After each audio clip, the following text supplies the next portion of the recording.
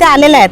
आता असोसिएशन मध्ये आमच्या ज्या 27 बिल्डिंग आहे, 27 मधल्या 25 बिल्डिंग मधल्या आमच्या इथे आहेत. म्हणजे किती पर्सेंटेज झाले? 95% जर सहमती असेल, जर त्या 2% जर तुम्हाला जे प्रॉब्लेम करतात की आमच्याकडे ही केस झाले किंवा ह्या पीएमसीचा हा प्रॉब्लेम आहे, मग ते अजूनपर्यंत झोपले होते का? ही प्रोसिजर चालून कमीत कमी 6 महिने ते 1 वर्ष झालेलं आहे. अजूनपर्यंत हा मुद्दा का मांडता आला नाही? आता येथील रजिस्ट्रार किशन रत्नारे साहेबांकडे आम्ही तक्रार केली होती. किशन रत्नारे साहेबांनी यांना 5 वर्षासाठी अनर्ह ठरवण्यात येत आहे अशी ऑर्डर दिलेली आहे. ह्या ऑर्डरच्या विरोधामध्ये येथील स्थानिक आमची कमिटी जॉईंट रजिस्ट्रार कोंकर भवन इथे गेली. कोंकर भवननी पण 3 ते 4 हिअरिंग घेऊन परत हा रिमाइंड बॅकचा त्यांनी ऑर्डर दिलेली आहे. याच्यानंतर कुठली अजून ऑर्डर झालेली नाही. हे झालेलं असताना पण यांना कुठल्याही कामाची शाश्वती दिलेली नाही किंवा कोणतेही धोरणात्मक निर्णय घ्यावा नाही असं त्यांना ताकीद दिलेलं आहे. ते करून पण ते त्यांचं रिडेव्हलपमेंटचं काम जोरात स्पीडने करत आहे. आज 2022 ते 2025 पर्यंत काही झालं नव्हतं. अशी कोणती गोष्ट झाली कोणत्या गोष्टी लोक थांबले होते की 2022 ते 2025 पर्यंत थांबले होते की रिडेव्हलपमेंट झालं नाही पाहिजे? 25 ला काय एवढी घाय झाली? अशी कोणती मोठी यांच्यासोबत कुठला असा काही मी बोलेल डील झाली की यांना एवढी घाई झाली आणि मला पटापट 2-3 महिन्यामध्ये रिडेव्हलपमेंटचं काम उरकायचं आहे? 5 वर्ष. गणेश पानसरे साहेब, मागील 15 ते 16 वर्षापासून मी चंद्रशेखर असोसिएशनमध्ये राहत आहे. मागील 2018 ते 2019 पर्यंतचा जर काळ पाहिला त्यामध्ये कन्व्हेन्स डीड झालेली आहे. कन्व्हेन्स डीडची प्रक्रिया पण वेगळ्या प्रकारे झालेली आहे. ती पण कन्व्हेन्स डीड जे डीम कन्व्हेन्स व्हायला पाहिजे होतं तर कन्व्हेन्स झालेलं नाही आहे. त्याच्यामध्ये पण ना सर 27,370 स्क्वेअर मीटरचा एरिया आहे. आमचा कन्व्हेन्स झाला 17,862ला. त्याच्यानंतर यांनी प्रक्रिया जेव्हा टेंडर जेव्हा फ्लॅश करतात वृत्तपत्रामध्ये त्यावेळेला त्यांनी त्याच्यामध्ये 24,000 केलं आहे. त्याच्यामुळे याच्यामध्ये पण खूप घोटाळा मोठा झालेला आहे, घोळ पण झालेला आहे याच्यामध्ये. त्याची आम्हाला शहानिशा करण्यात आली नाही. फक्त एजीएम बोलवायची, एजीएम बोलवायचे, समोर 4 माणसं बसवायची, त्यांनाच बोलायला उठवायचं, मागच्या लोकांचं काय ऐकायचं नाही. याच्यामुळे आम्ही या गोष्टी सगळ्या विरोधामध्ये गेलेलो आहेत. आमचा कुठेही रिडेव्हलपमेंटला विरोध नाही. फक्त आमचा ही जे चुकीची प्रक्रिया चालवत आहे, चुकीच्या प्रकारे फटाफट कामं करत आहे, याला आमचा विरोध आहे. बाकी रिडेव्हलपमेंटला आमचा कुठेही विरोध नाही. आम्हाला पण आमचं रिडेव्हलपमेंट लवकरात लवकर पाहिजे, पण चांगल्या मुद्द्यांनी पाहिजे आणि चांगल्या प्रकारे झालं पाहिजे. त्याच्यामुळे आम्हाला पुढे भविष्यामध्ये धोका झाला नाही पाहिजे. आज आपण जर आजूबाजूच्या सोसायटीमध्ये बघतो जे यांनी पीएमसी अपॉइंट केलेले आहेत त्यांचे प्रोजेक्ट अजून पण रखडलेले आहेत. तसंच आमचा पण प्रोजेक्ट रखडला नाही पाहिजे. उद्या डिमोला जाईल तर आम्ही झिरो असणार. तर ह्या गोष्टी शहानिशा कुणी घ्यायची? ह्या गोष्टी जबाबदारी कुणी घ्यायची? असोसिएशन घेणार का? आज सत्तेमध्ये असताना ही लोक मोर्चा घेऊन जातात तिकडे. यांना यांची शाश्वती नाही आहे. आम्ही कुणाच्या भरोशा यांच्या हातात रिडेव्हलपमेंट द्यायचं? आम्हाला क्लॅरिफिकेशन झाल्याशिवाय आम्ही कुणासोबतही जाणार नाही, ही आमची माहिती आहे. जी टेंडर प्रक्रिया जी होती ती पारदर्शी होती. टेंडर प्रक्रिया 2 वेळा पहिल्यांदा यांनी संगनमताने फ्लॅश केलं. त्याच्यानंतर लोकांनी दबाव टाकून यांना परत दुसऱ्या वृत्तपत्रामध्ये जाहिरात करायला सांगितली. ती पूर्ण अशा पारदर्शी झालेली नाही आहे. आपण काय बोलणार आता? आमचं एकच म्हणणं आहे, काही गोष्टी असतील सर्व मेंबर लोकांना, सर्व सदस्यांना सोबत घेऊन झालं पाहिजे तर आम्ही यांच्यासोबत आहे. नाही तर आम्ही यांच्या विरोधामध्ये नेहमी राहणार आणि पाहिजे तर जिथे नाही तिथे पण आम्ही यांच्याबद्दल अनशन पण करणार आणि आंदोलन पण करणार. या पुनर्विकासाच्या वादामुळे काल जी एक घटना घडली त्याच्यामुळे आज सर्व नागरिक तिकडे पोचले होते रजिस्ट्रारच्या ऑफिसमध्ये.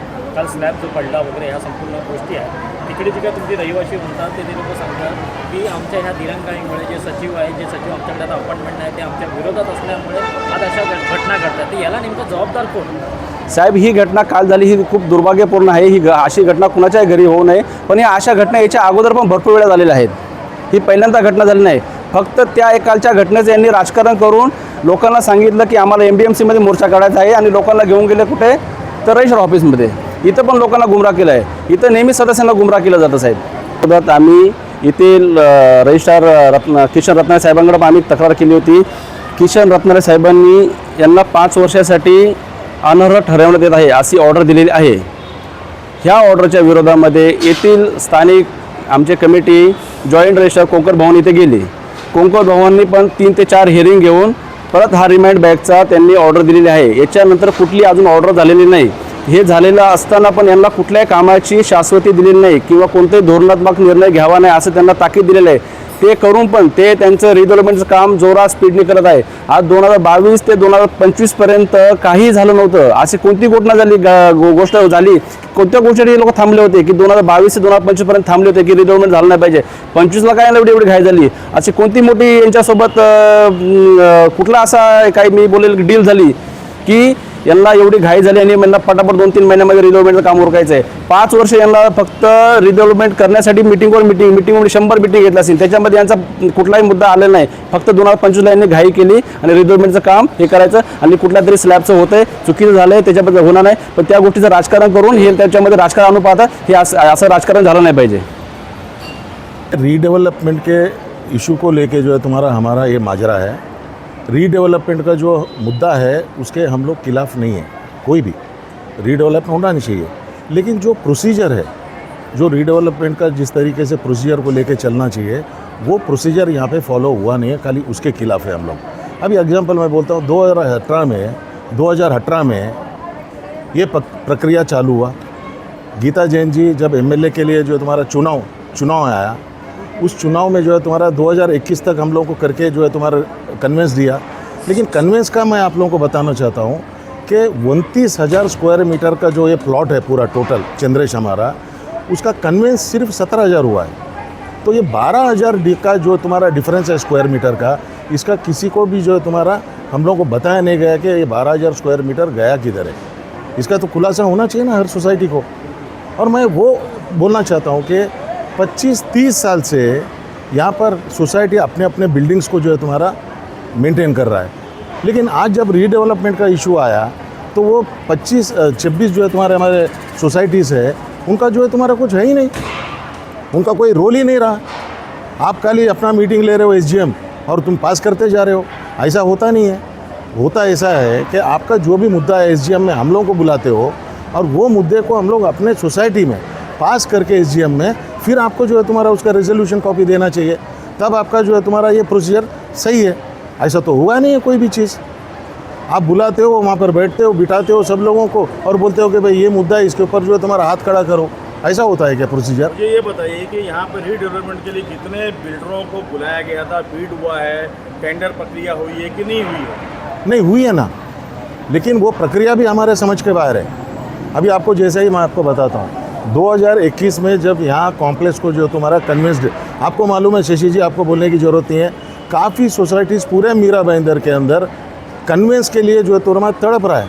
कोई भी दे नहीं रहा है बिल्डर. डीम कन्वेंस में जाते हैं, अपना जो है तुम्हारा 6 महीने में जो है तुम्हारा डीम कन्वेंस होता है, वो ठीक है. यहाँ पर तो उल्टा हुआ है. डीम कन्वेंस ने खुद जो है तुम्हारा सांगवी ने कन्वेंस करके दिया है.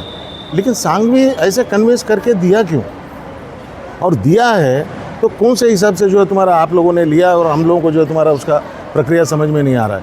29,000 का तुमने 17,000 में लेकर के खड़ा किया हम लोगों को, बराबर है. और सेकेंडली मैं आपको ये बताना चाहता हूँ कि ये जितना भी जो है तुम्हारा माजरा है, बराबर है, आज अगर आप देखेंगे पीएमसी को अपॉइंट करने का, सर पीएमसी जिसका जो है तुम्हारा रजिस्ट्रेशन हुआ है 2025 में और जिसका कोई भी 100 फ्लैट का जो है तुम्हारा प्रोजेक्ट के अंदर जो है तुम्हारा उसका लेना देना हुआ नहीं है अभी तक, और जिसका कैपिटल सिर्फ जो है तुम्हारा अपना फर्म का 50,000 रुपया है, उस आदमी को आप पीएमसी अपॉइंट करते हो यहाँ पे इतने बड़े प्रोजेक्ट को. 12 लाख स्क्वायर फीट का जो है तुम्हारा यहाँ पे निर्माण होने वाला है. 600 से 800 करोड़ का जो है तुम्हारा लागत से जो है तुम्हारा यहाँ पर पैसे का जो है तुम्हारा खेल होने वाला है. और एक 50,000 जिसका कैपिटल है उसको आप देते हो. मुझे बताइए कि उस पीएमसी के पास डिग्री है या नहीं है, मेरा अपना Authorized है या नहीं है? मेरा अपना जहाँ तक कह ले जो हम लोगों को मालूम पड़ता है, जो हमारे पास डॉक्यूमेंट्स है, उसका ना तो डिग्री है ना तो वेल क्वालिफाइड जो है तुम्हारा स्टाफ है.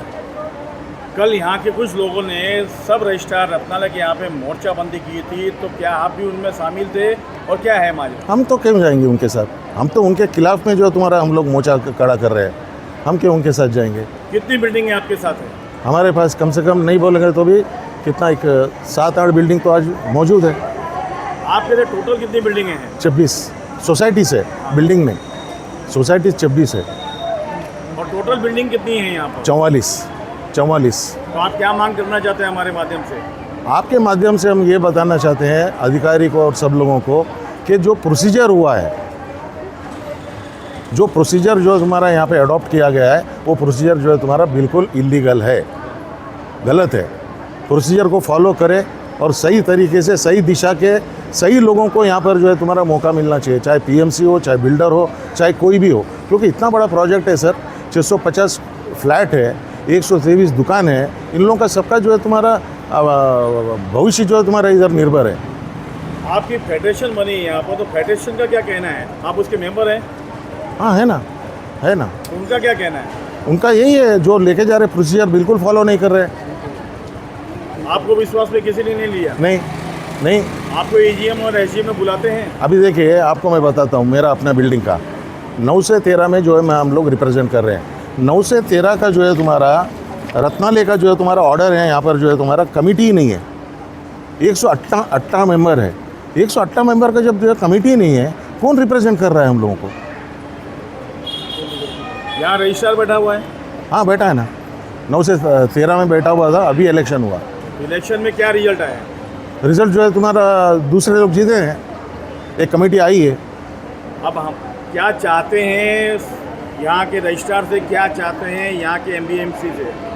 हम एमबीएमसी या कोई भी अधिकारी से यही चाहते हैं, जो प्रोसीजर जो लैप्सेस है यहाँ पे, जिस तरीके से एक प्रोसीजर होता है रीडेवलपमेंट कमेटी का या सब कुछ का, वो सही नहीं हो रहा है, उसको सही करें।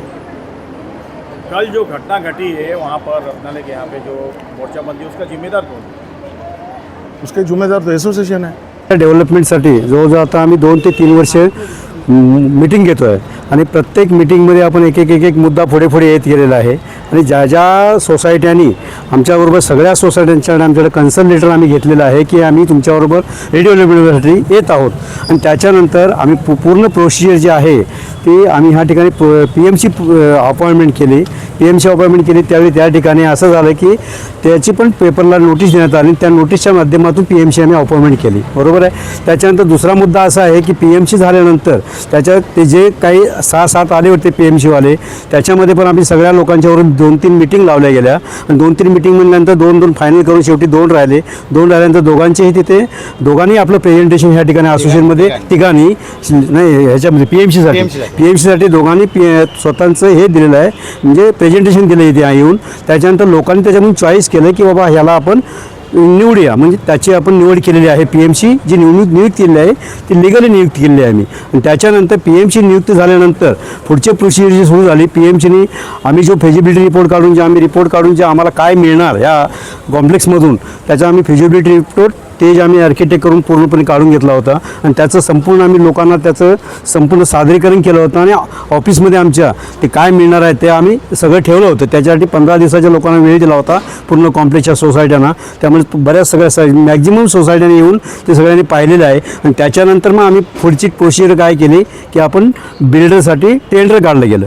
टेंडर काढल्यानंतर टेंडर प्रोसिजर ज्यावेळी चालू केली त्यावेळी पण आम्ही 3-4 मीटिंग घेतल्या गेल्या. ते टेंडर्स पण जे आम्ही बनवलं होतं तेही लोकांच्या समोर सादर केलं होतं की हे टेंडर बघा तुम्ही आणि हे टेंडरमध्ये काय काय आहे, कुणाला जर काय याच्यामध्ये फॉल्ट वाटत असेल तर तुम्ही त्याच्यामध्ये आम्ही सांगा, त्याच्यामध्ये अजून आपण करेक्शन करून देऊ शकतो. त्याच्यानंतर अशा प्रकारे ते टेंडर तयार केलं गेलं आणि ते टेंडर आम्ही पेपरना ॲडव्हर्टाईज केल्यानंतर त्याच्यामध्ये 1 लाख रुपये टेंडरची किंमत ठेवली गेली. आणि ज्यावेळी टेंडर भरून येणार आपल्याकडे त्यावेळी 1.5 करोड म्हणजे 1,50,00,000 EMD म्हणून ठेवली गेली, मागितली गेली. त्यावेळी असं झालं की त्याच्यासाठी जवळजवळ आमच्या 4 ते 5 स्पेशल एजंट घेतल्या गेल्या आणि त्याच्यामध्ये त्या घेतल्यानंतर एका मिटिंगमध्ये आमच्या इथं असं झालं की तुम्ही जी पेपरला नोटीस दिलेली आहे ती तुम्ही चांगल्या पेपरला द्या, असा लोकांचा आवाज आला सगळ्यांचा. मग आम्ही काय केलं होतं, पुढारी आणि ॲक्टिव्ह टाइम्स ह्या 2 पेपरला मी पहिले ॲड दिली होती टेंडरची. तर ती लोकांनी सांगितलं की ह्याच्यानंतर अजून चांगल्या पेपरला द्या. त्या अनुसारानं आम्ही काय केलं, महाराष्ट्र टाइम्स आणि टाइम्स ऑफ इंडिया ह्याच्यासाठी परत लोकांना, त्या बिल्डर लोकांना वेळ वाढवून देऊन अजून त्यांना वेळ वाढवून दिला. विशेषतः जे सोसायटीमधल्या विरोधामध्ये आहे त्यांनी 3 मोठ्या प्रश्नांवरती सांगितलेलं आहे. पहिलं म्हणजे नेमकं बहुमत नेमकं कुणाकडे आहे, टोटल ह्या सोसायट्या किती आहेत. दुसरा प्रश्न त्यांचा असा होता की जी काही प्रक्रिया घडते सोसायटीची त्याच्यामध्ये आम्हाला विचारलं जात नाही. आणि तिसरी गोष्ट त्यांचं असं म्हणणं होतं की जी काल घटना घडली की रिडेव्हलपमेंटला आमचा विरोध नाही, पण जे प्रक्रिया चालू या संपूर्ण गोष्टीला विरोध आहे. तर नेमकं खरं बोलतोय कोण? ठीक आहे, पहिला जो प्रश्न तुमचा आहे की तुम्ही पहिला प्रश्न काय विचार, सोसायट्या ज्या आहेत त्या टोटल ह्या ठिकाणी 26 सोसायट्या आहेत, बरोबर. 27 सोसायट्या आहेत. 27 सोसायट्यामधले काय आहे की 40-41 जी सोसायटी आहे ती सोसायटी आमच्याबरोबर त्या 2 सोसायट्या आहेत 40-41, त्या 2 सोसायट्या आमच्याबरोबर फक्त रिडेव्हलपमेंटसाठी आलेल्या आहेत. रिडेव्हलपमेंट ते आपले बोनाफाईड मेंबर आहेत, त्यामुळे त्यांनी काय बोनाफाईड मेंबर नाही आहेत, त्यामुळे त्यांनी रिक्वेस्ट केली आम्हाला की आम्हाला रिडेव्हलपमेंट आणि कन्व्हेन्समध्ये आम्हाला तुम्ही घ्या. बहुमत आमच्याकडेच आहे. 24 सोसायट्या आमच्याकडे आहेत, 24-25 सोसायट्या आहेत. टोटली 95% आमच्याकडे बहुमत आहे. त्याची सिग्नेचर पण आहे सर. त्याचा दुसरा प्रश्न होता की कोणत्याही प्रक्रिया घडतात, मीटिंग होतात, त्या मीटिंगमध्ये आम्हाला बोलवलं जात नाही. हां. नेमकं त्याचं उत्तर ठीक आहे. प्रत्येक मिटिंगची नोटीस आम्ही आमच्या रजिस्टर आहे, नोटीस प्रत्येक सोसायटीकडे फिरवली जाते. चेअरमन, सेक्रेटरी, ट्रेजर त्यांचा कोणीही कमिटी मेंबर असेल तर त्याला ती नोटीस देऊन सही केली जाते. ते आमच्या रजिस्टर आहे. ज्या ज्या सोसायटीकडे गेलेले आहेत, आता ज्यांचे आरोप असतील, ज्यांनी घेतला नाही आहे, आता ह्या सोसायटी जर आमचं नोटीस घेतली तरी आमचा जो देणारा होता, नोटीस डिलिव्हरी करणारा माणूस तिथंच नोटीस सोडली होता. बरं ते सही करत नव्हते, पण नोटीस त्यांना पोहोचलेली आहे. कळवत पण नव्हते सोसायटीला ते लोक कळवत. सोसायटीला कळवत इमारती नव्हते. जुन्या झालेल्या आहेत, पुनर्विकास ही भविष्यातली गरज आहे. हां. परंतु काल जी घटना घडली कुणाच्या तरी जीवावर ओढते. काल तोच प्रश्न आम्ही त्यांनाही विचारला की नेमकं हे कुणामुळे घडतंय, का विकास कुणामुळे अडलेला आहे. काय असं काय माहिती आहे साहेब, एक मिनिट साहेब, काय झालं माहिती आहे का, आता ही समोरची बिल्डिंग 22 नंबर बिल्डिंग आहे. ह्या बिल्डिंगमध्ये गेल्या वर्षी पूर्ण स्लॅब खाली कोसळला होता. त्याच्यामध्ये जीवितहानी वाचली. पूर्ण स्लॅब, पहिल्या माळ्याचा पूर्ण स्लॅब खाली आला, पूर्ण माळा मोकळा झाला होता. पहिला आणि ग्राउंड फ्लोअर पूर्ण सगळे खाली पडले होते, पूर्ण ओपन झालं होतं. असे ह्या कॉम्प्लेक्समध्ये 4 ते 5 आत्तापर्यंत इन्सिडेंट झाले आहेत. ते पुढच्या 2-3 बिल्डिंगमध्ये झाले आहेत. ह्या बिल्डिंगमध्ये पण ही कालची घटना घडली आणि कालच्या घटनेमध्ये सुदैवाने ते 2 मुलं आणि एक लेडीज, वयस्कर वृद्ध महिला होती, तिच्या डोक्याला मार लागलेला आहे. तुम्ही बघितलं असेल, ते आम्ही तुम्हाला पेपर दिलेले आहेत. आणि हां बोला सर, सर. आपको उस बिल्डिंग में जो घटना घटी है, हां सेक्रेटरी हे आता जस्ट झालं 8 दिवस काल आम्हाला हँडवर्क आज भेटणार आहे, पण झालंय. पण ही इथे जे हे आहेत ना, वसीम, सालियाना, तेजस्विनी, हे लोक आम्हाला पुढे द्यायला देत नव्हते. पहिली कुठलीही नोटीस आली तर कुठल्या बिल्डिंगला कळवायचं काम करायचं, काही करत नव्हते. आणि जेव्हा माझ्या हातात आली, मी पूर्ण ग्रुपवर टाकायची आणि हे लोक म्हणतात तुम्हाला काय एवढी खाय आहे, असं तसं खूप बोलायचे. आणि प्रत्येक मेंबरला त्यांनी फोडलं आहे माझ्या. आज तिला दाखवून दिलंय मी आम्ही काय करू शकतो, कारण तुमच्यामुळे आमची ही हालत झाली आहे. 4 वर्ष तुम्ही तुमच्या हातात होती, काय केलं तुम्ही, आणि आता मी सुरुवात केलंय. आणि सगळ्यात चुकीचं सगळ्यांचे काम हां, आणि ते आमच्या कमिटीवर तुम्ही नाही येत ना, मग आमच्या सोसायटीच्या लेटरवर तुम्ही का दिलात हे सगळं लिहून? हां, बॅक डेट टाकून रजिस्टरला पत्र व्यवहार केला. 24 तारीख आणि एक परवाच्या 9 तारीखला त्यांनी लेटर दिलाय. तुम्हाला कोणी दिलं हे लेटर वापरायला? 11 नंबर वाले कुछ बोलना चाहते हैं आपसे, आइए sir. Bharat Soni, building number 18, flat number 102, और हमारे सेक्रेटरी मिस्टर सूरज कुमार आलिया. अभी 2 साल पहले ये जो प्रधान सर ने नाम लिया 1-2 आदमी का, उन लोगों ने हमारी बिल्डिंग एकदम फर्स्ट क्लास रिनोवेट करके दी. आप जरा कैमरा डाल के देख सकते हैं. ये रिनोवेट किया हुआ है 2 साल पहले. ये पूरा बिल्डिंग रिनोवेट किया हुआ है.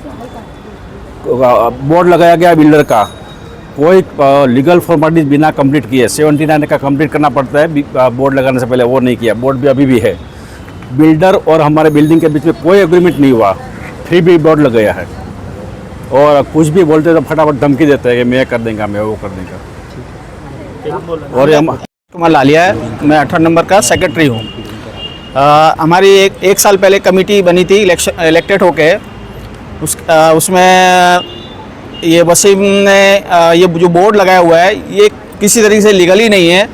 ना तो इसका कोई 79 ये प्रोसेस हुआ है और ना ही कोई बिल्डर के साथ डेवलपमेंट एग्रीमेंट हुआ है. हमने ऑलरेडी 3 लेटर उसको बिल्डर को दे चुके हैं कि आप है ना ये अपना बोर्ड हटाइए. और आज भी हमने आज फाइनल एक लेटर दिया है कि ये इसको बोर्ड को हटाओ. अगर आप बोर्ड नहीं हटा तो इसको 7 दिन के बाद हम खुद उखाड़ के बोर्ड को फेंक देंगे. हमको है ना आपके साथ में नहीं जाना है. हमारे कोई मेंबर बिल्डिंग का नहीं जाना चाहता आपके साथ में. एरिस्टोन डेवलपर्स, उसका ये बोर्ड लगा हुआ है. उसके साथ में हमारा तुम्हाला तो समोरून आमच्यावरती काय हे सांगितलेलं आहे तुम्ही ते सांगा. आमचं आम्ही तर यांनी सर्व संपूर्ण नाही आमचं संपूर्णपणे मांडलेलं आहे. आता दुसरं म्हणजे डेव्हलपमेंट, आता आम्हाला काय बोलायचं बघा. भूमिका काय आहे ना ती आमच्यासमोर. आमची भूमिका म्हणजे ह्या सगळ्या महिला ज्या इथे आलेल्या आहेत, आता असोसिएशनमध्ये आमच्या ज्या 27 बिल्डिंग आहे, 27 मधल्या 25 बिल्डिंग मधल्या आमच्या इथे आहेत. म्हणजे किती पर्सेंटेज झाले? 95% जर सहमती असेल, जर त्या 2% जर तुम्हाला जे प्रॉब्लेम करतात की आमच्याकडे ही केस झाले किंवा ह्या PMCचा हा प्रॉब्लेम आहे, मग ते अजूनपर्यंत झोपले होते का? ही प्रोसिजर चालून कमीत कमी 6 महिने ते 1 वर्ष झालेलं आहे. अजूनपर्यंत हा मुद्दा का मांडता आला नाही? आता ही जी वेळ शेवटच्या मीटिंगपर्यंत आली त्यावेळेस हे लोक का जागे झालेत? याचा अर्थ हा त्यांना आमच्याकडून रिडेव्हलपमेंट कुठेतरी थांबवायचं आहे. पण ते थांबवताना हा त्याने विचार केला पाहिजे. पण तुम्हीही ह्या कॉम्प्लेक्समधलेच रहिवासी आहात, कारण 10 नंबरमधली जर बिल्डिंग पडली तिथलेच तुम्ही रहिवासी आहात. तुम्ही म्हणता ना ह्या बिल्डिंगचा नोटीस आली होती, 10 वर्ष झाले त्या बिल्डिंगला बांबू आहेत. ते गेलं, मी स्वतः कंप्लेंट केली होती की ते बांबू काढा, नाही तर जर कोणाच्या डोक्यात पडले तर जीवितहानी होईल म्हणून. तर इथे म्हणताना वाली नाही आहे या सोसायटीला. फक्त हुकुमशाही आहे, वाली नाही आहे. तू बोलणार मी बोलतोय ना हे होणार, मी बोलतोय ना ते होणार. ह्या बिल्डिंगचा कोणी वाली आतापर्यंत नव्हता. आता कुठे सोसायटीमध्ये मीटिंग किंवा हे करून आता झालेलं, आता इलेक्शन झालेलं, आता सेक्रेटरी चेअरमन सिलेक्ट होतील, त्याच्यानंतर सगळं होईल. मुद्दा काय रिडेव्हलपमेंटचा, आणि ते काय म्हणतात की तुम्ही लोक आम्हाला विश्वासात घेत नाही. त्याचे पूर्णपणे व्हिडिओ रेकॉर्डिंग, पेपरवर्क सगळं कसं काही आमच्याकडे हे आहे. त्यांनी कधी आमच्याकडे मागावा किंवा प्रेसने आमच्याकडे मागावा, आम्ही त्या तुमच्यापर्यंत सादर करायला तयार आहोत.